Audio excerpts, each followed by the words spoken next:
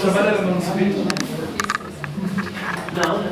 Não, ele falou uma folha. Uma folha, para ser vontade. Uma folha. Eu não determinei manuscrito. Vai. Então, vou entregar, vamos falar hoje e entregar na próxima. Vai, você está com eles?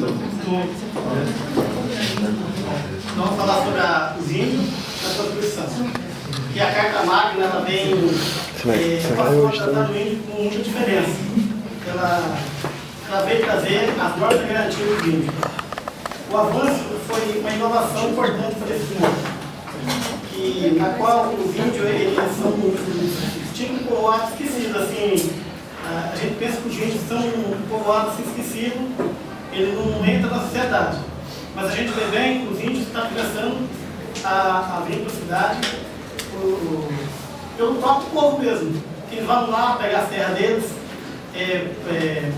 inclusive aqui no trabalho está marcando que os povos têm muito dinheiro, pega as terras deles e manda eles para a cidade para viver aqui junto com a população, que eles são mais esquecidos lá. E o artigo primeiro, ele trata o índio sobre, ele fala de soberania, que também ele vem trazendo uma posição do índio sobre como que ele é, como que ele vive na coletividade deles, que são diferentes da gente. E no capítulo também da Ordem dos Índios, os artigos 231 e 232 abrange a garantia constitucionais ao povo indígena, reconhecendo sua organização social, os costumes, e as crenças e tradições do direito originário sobre a terra. E o direito de ampla defesa e de adversário jurídico em último com a intervenção do Ministério Público. E aí também fala também que, atualmente, as organizações indígenas, elas se reivindicam muito do Poder Judiciário. Porque a demarcação da terra, eles falaram que ia fazer em 5 anos. Aí eles mudam o prazo. E nesse artigo, constando que o Poder Executivo faria no prazo de 5 anos a demarcação da terra. Ele marcava o prazo e não demarcava a terra, para enrolar os índios, para poder tomar posse das terras dos índios. E aqui mesmo, Santana de Parnaíba, embora índio, né, tem sede indígena, aqui em Minas Gerais, aqui tem, agora foi tomado pela população e os índios teve que sociedade, né? São choques de sociedade. E uma sociedade acaba engolindo a outra. E isso tem que ser regulamentado. Tem que ser regulamentado. E eles brigam hoje para regulamentar, mas não conseguem, porque o povo. É uma minoria. É uma minoria. É uma minoria em extinção, né? Ô, professor. Ô colega, é só abrir um parênteses aí, professor, que é a segunda vez que eu falo sobre índio, né?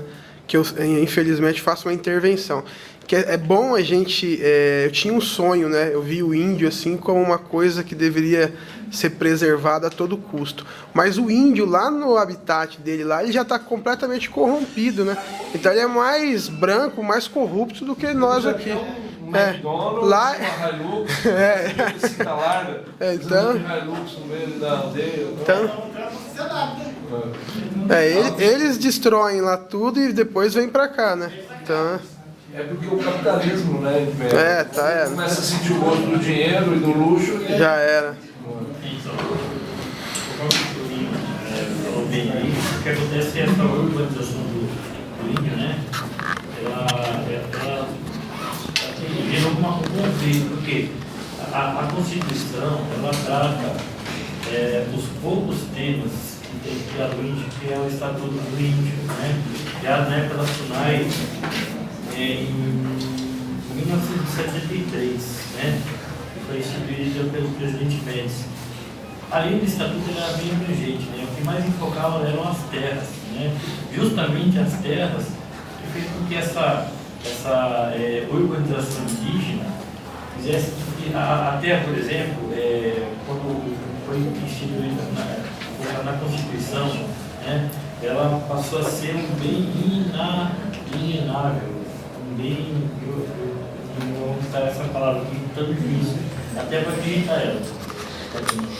Mas assim, a Constituição, de um aspecto geral, ela tem mais ou menos aí 14 artigos, né, e mais alguns parágrafos, incisos, e ela aborda o cidadão comum, né? E esses direitos que a gente tem aí também cabem ao índio, né? O índio nativo, o índio brasileiro. Então, por exemplo, o Toninho falou sobre o parágrafo 1º, inciso 1, que trata sobre a soberania, né? O artigo 3º, no inciso 4º, trata sobre a discriminação, né? O artigo 4º, por exemplo, no inciso 3º, trata sobre a autodeterminação dos povos, né? Diz respeito também ao índio, né? O artigo 5º, no parágrafo 55, trata sobre o direito de defesa, a defesa mesmo comum, né? O índio ele também tem o direito de implementar uma defesa junto aos órgãos judiciários, né? Contudo, em função do índio ser assim um povo, né? Toda ação que o índio impetra no judiciário, né? Ela tem que obrigatoriamente ser acompanhada pelo Ministério Público. Então isso é uma regra legal, né? E aí tem vários artigos, tá? Que é da nossa Constituição, criada para o povo brasileiro, que também cabe ao índio, né? Eu elenquei aqui 14, fora os incisos do parágrafo, né? Eu vou falar os números, acho que precisa. Até dentro da lei de diretrizes e bases, regulamenta o ensino do índio, ele tem direito a... Mas aonde você vai achar uma professora aqui para ensinar o índio? Eu ia, por exemplo, citar... A cultura deles mesmo. Sabe que assim, há um artigo, eu não especifiquei aqui no trabalho do Paulo, ele fala sobre os investimentos em educação para o índio, né?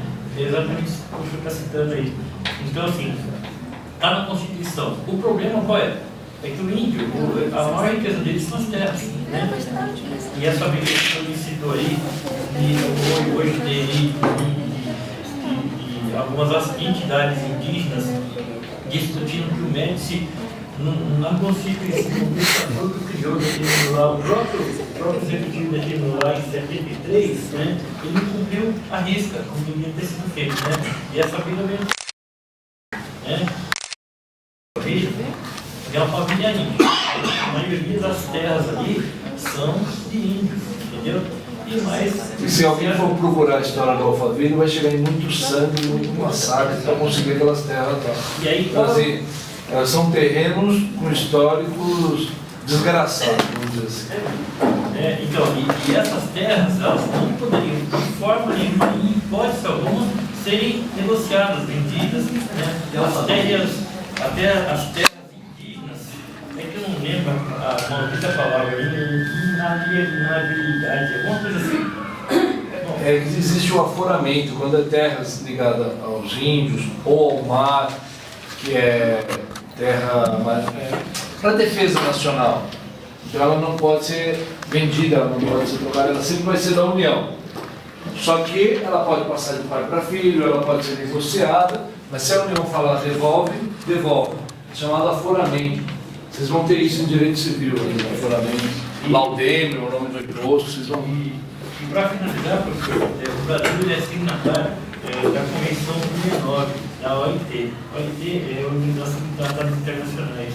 A gente não observou a data dessa convenção, né?